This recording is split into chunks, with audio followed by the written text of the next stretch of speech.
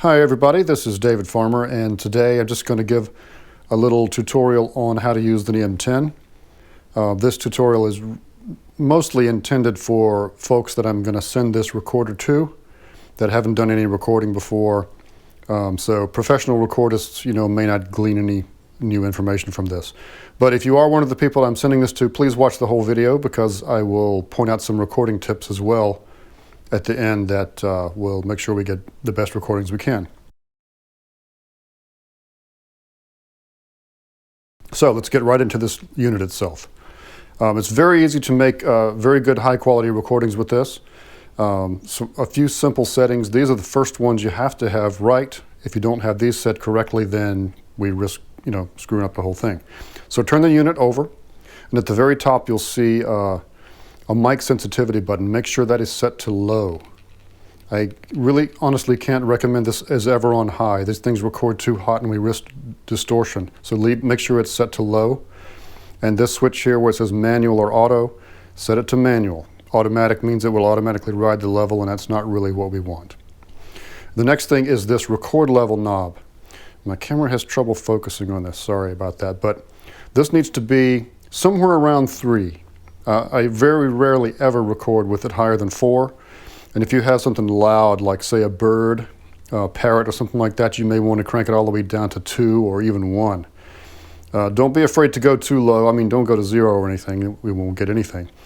But these things record hot. So I would say 3 is somewhere around a safe record level. If it's something very quiet, like say a kitten purr or something like that, 4 is actually a little low for that, but don't set it over 4. We risk distortion if we go over that.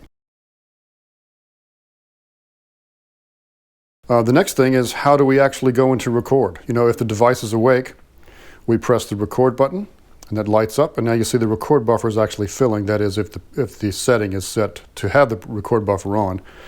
And this is set to 5 seconds, meaning that whatever is going on at this moment is actually going into a 5-second buffer, but it's not actually being written to the disk yet internally. So, when we press record, it basically, the play button here now will actually go into full record, and you see it started at 5 seconds. That means the previous 5 seconds before we pressed the button actually got written to disk, and then the recording continued. What that does is enable us to wait till we hear something we want, press the record button, and it sort of backs up in time, so to speak, to capture something we thought we may have missed. Anyway, and then to stop, you just press the stop button. And then to record again, you press the record button and it goes into record pause. You can go into official record at any point after you press that record button just by pressing the play button. Now you see that it's in record here, REC, and the counter is moving. Okay, now to hit stop. So let me go over this display here because I want to make sure that some of the settings are correct. First and foremost is the quality setting, basically. This is the sample rate, which is 96, and then 24 is the bit depth. This is basically the highest quality that this recorder can go. I'll show you how to change that to a lower resolution in a minute. But if time allows, if there's space available on this, I'd like you to record at this setting. So actually, I'm set to the internal, not the internal, but to the SD card right now, and it tells me I have 7 hours and 39 minutes at this resolution to record onto the memory card that's in there. Now most of these recorders won't have a memory card. It'll go to a 2 gig internal RAM memory, and I'm going to show you how to change that in a second here as well. So this right here is the battery indicator, and that is indicating that this one is full. These things will run forever on 2 AA batteries. If it happens to run out for some reason, you just slide this cover off and put 2 AA batteries in there. But I'm intending to send these to you full, so you don't have to worry about that. The other setting is right here, limiter. We want to make sure that the limiter is on. LIM stands for limiter. And when you're recording, it's best to have it set to this display. If it's not showing you the hours, minutes, and seconds, hit this display button here until it toggles to that display, because then it's so much easier to see when you're actually in record. See when it's actually rolling. I'll show you what it looks like when it's not counting like this. See, now we know we're in record because it says REC, we're recording, and the counter's moving. If this display is set to something like this or something like this, it's just a little harder to tell. Or the time, I mean, who cares, right? We want to know that we're in record, so set it to that mode if you would. Okay, now I'm stopping. Now let me show you how we're going to change some of these settings like this sample rate and also this memory thing. So we want to go to menu, press this menu button here. That brings up this. Now record mode, that's what we do to change the quality. So this is highlighted now. If it wasn't highlighted, we would use the up and down arrows here to make sure we got to record mode. And press the play button, which is basically the same as enter. And that will give us now our selection of record modes. I cannot imagine we're going to ever need to record in MP3 mode. Please do not. If you're running out of space, time available on the recorder, you can set it to something like 48 and 24-bit, something like that would be okay. And I'm going to go ahead and change that so you can see what that looks like. I hit play to save the setting, and now menu again to get back out to the top. So now that says 4824. And now I have 15 hours on the internal memory. So I'm going to change that memory to be the internal memory, which is going to be the way most of these go out. So I'm going to go up and select memory, hit the play button to select it. Now I'm going to choose built-in memory. Most of the recorders I send out will not have this memory card in there. Built-in memories should be plenty. It's 2 gigabytes of internal memory. So I hit play to select and change it to built-in memory. Now menu again to get out. And now we see that I have 3 hours and 40 minutes set at 48 kilohertz and 24 bits on the internal memory. Okay?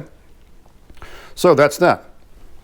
Now, this unit, this is how you turn it on and off. When I send it to you, it'll be powered down, but normally when you don't use it, after a few minutes, it just goes to sleep, and it's so much faster to wake it up just by pressing one of these buttons once it's asleep. But I never bother turning it off unless I'm going to get on a plane or something like that. But the way you turn it off is this button on the side, you just pull it towards you and hold it until it starts saying goodbye or whatever it says, see you. Okay, so now it's powered down, it's ready to be mailed back. In order to power it up, you just pull this button towards you, and it'll wake up and it'll scan the hard drive or the internal RAM chip or memory chip, whatever you want to call it.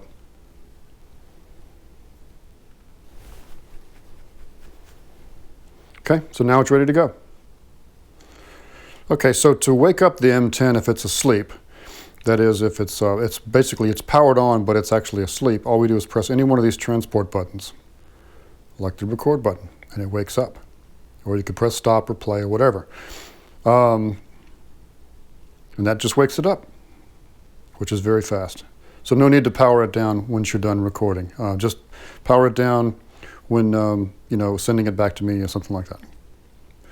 Now let me show you a little bit more about this. This has 2 microphones on the top. These are both omnidirectional, meaning they're supposed to pick up from all angles.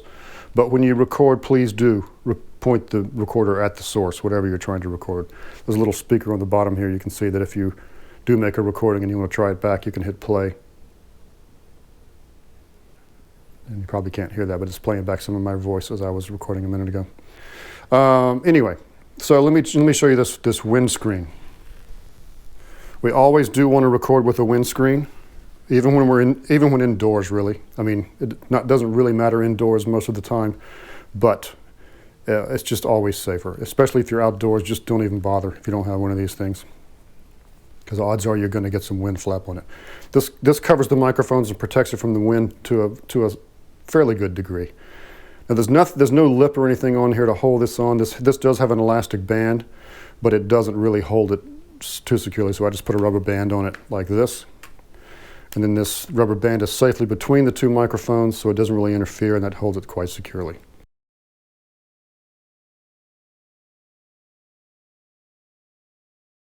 So now a few recording tips.